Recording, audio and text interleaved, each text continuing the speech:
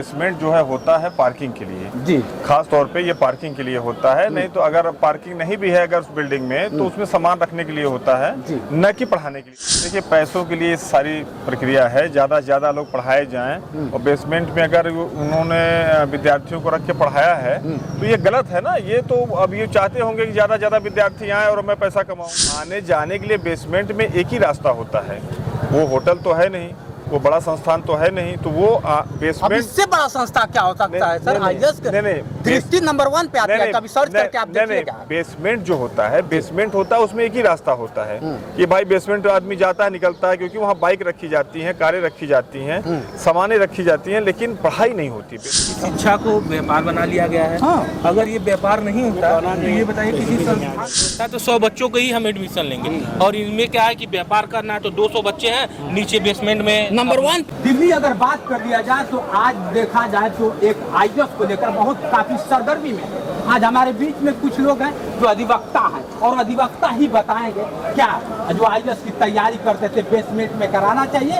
उस कोचिंग को लेकर आज देखा जाए तो पूरा भारत शर्मसार हो गया है। जिस तरह से 3 आईएएस बच्चे अगर भारत में होते तो अगर जिंदा होते हैं तो 3 आईएएस देते और हमारे भारत में एक अलग इतिहास लिखा जाता। लेकिन इन लोगों से हम जानने का प्रयास करते हैं क्या बेसमेंट में सबसे फर्स्ट ए ग्रेड का माना जाता है कि ए ग्रेड का कोचिंग होता है आईएएस का। लेकिन आईएएस में आज तीनों लोग की प्राण चली गई। आज हमारे बीच में है आकाश जी हैं, आशीष जी हैं, सभी लोग हैं, और इनसे चर्चा करते हैं कि क्या ये सही है कि गलत है। पहले तो स्वागत है आपका। धन्यवाद। जिस तरह से दिल्ली में हाहाकार मचा हुआ, 3 बच्चों की मौत हो गई है बेसमेंट में, वो भी ए ग्रेड की शिक्षा होती है आईएएस की सर, तो आज तक ना उसका अध्यापक कोई बोल पाया, ना कोई कोचिंग, जितने कोचिंग चलाने वाले हैं कोई नहीं बोल पाया। इसमें आपकी प्रतिक्रिया क्या रहेगी सर? देखिए आईएएस की शिक्षा जो है उच्च श्रेणी में आती है जी। अब चाहे आईएएस की तैयारी के लिए वो प्रक्रिया हो, चाहे आईएएस बनने के बाद पढ़ाई के लिए हो जी, ये दोनों जो है एक उच्च श्रेणी की शिक्षा में आता है और उसको बेसमेंट में पढ़ाया जाना दुर्भाग्यपूर्ण है, दुर्भाग्यपूर्ण है। अब ये वहाँ के इसकी जिम्मेदार वहाँ के अधिकारी, उस शिक्षा के संस्थान के अधिकारी, उस प्रशासनिक जिले के अधिकारी सब दोषी हुए हैं।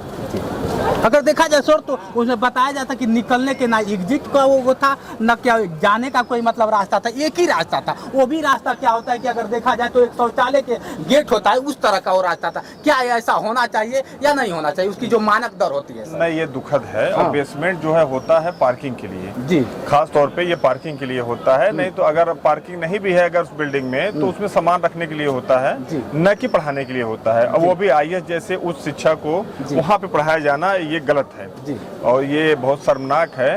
और जिन लोगों ने ऐसा कृत किया है या उसमें पढ़ाया है या तो ये उनकी गलती है। दिव्य कृष्टि सर अगर देखा जाए तो बहुत बड़े ओहदे के टीचर हैं, और आईएएस सोचिए कि वो भी आईएएस है, और आईएएस को छोड़ के आके क्या होता है कि आईएएस की तैयारी करवाने लगे, वो भी बेसमेंट में। देखिए पैसों के लिए सारी प्रक्रिया है, ज़्यादा से ज़्यादा लोग पढ़ाए जाएं और बेसमेंट में अगर उन्होंने विद्यार्थियों को रख के पढ़ाया है तो ये गलत है ना। ये तो अब ये चाहते होंगे कि ज़्यादा से ज़्यादा विद्यार्थी आए और मैं पैसा कमाऊँ।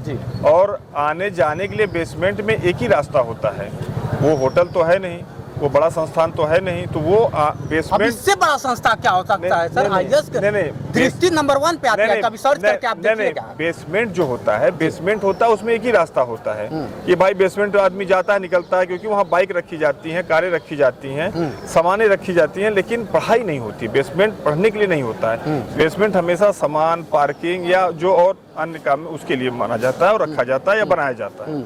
उसके बावजूद भी, मरने के बावजूद भी क्या होता है कि वहाँ के टीचर नहीं पहुँचते हैं समय पे, ना ओझा सर पहुँचते हैं और ना ही क्या होता है कि दिव्य कृष्टि सर, विकास सर पहुँचते हैं। तो गलत बोलने का और गलत कहने का कुबा उनके अंदर होना चाहिए।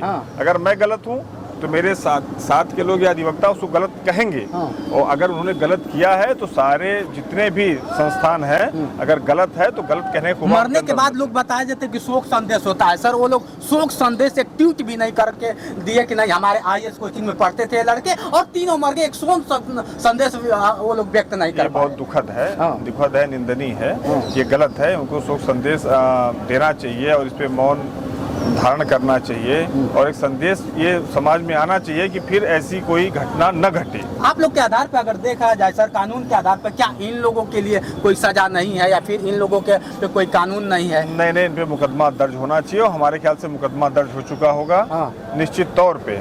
जब अब आप देख लीजिए पूरे उत्तर प्रदेश में सारे बेसमेंटों को देखा जा रहा है, चाहे वो होटल के हों, चाहे वो शिक्षण संस्थान के हों, चाहे जो भी हो, बिल्कुल सारे बेसमेंटों का सर्च किया जा रहा है। क्या बेसमेंट में क्या ऐसी कोई प्रक्रिया हो तो नहीं रही है, क्या ऐसी कोई शिक्षा हो रही हो या कहीं अस्पताल चल रहा हो बेसमेंट में, तो ये देखा जा रहा है, सर्च किया जा रहा है। ऐसा नहीं है, अगर यूपी में हो रहा है तो दिल्ली में मुकदमा निश्चित तौर पे अब तक दर्ज हो चुका होगा। बिल्कुल। आज जी है जो क्या होता है, क्या जिनका जन्मदिन है, पहले तो बधाई हो आपको। क्या कहना चाहेंगे, जिस तरह से आप लोग भी वही पढ़ाई पढ़ के यहाँ तक आते हैं, तो आज क्या कहना? ये हमारे समाज का दुर्भाग्य है कि शिक्षा को व्यापार बना लिया गया है। अगर ये व्यापार नहीं होता, 100 बच्चों का हमारे पास व्यवस्था है तो 100 बच्चों को ही हम एडमिशन लेंगे। और इनमें क्या है कि व्यापार करना है तो 200 बच्चे हैं नीचे बेसमेंट में नंबर 1 पे आया जाता है। दृष्टि को अगर देखा जाए तो नंबर 1 पे, लेकिन मरने के बाद भी एक बार नहीं बोलते हैं कि मैं बेसमेंट में चला रहा हूँ, मेरा क्या होता है कि उसमें कहीं ना कहीं कुछ अधिकार है या फिर गलती भी नहीं स्वीकार कर रहे हैं। इसमें इनको गलती स्वीकार करना चाहिए, कम से कम सामने आके शोक प्रकट करें।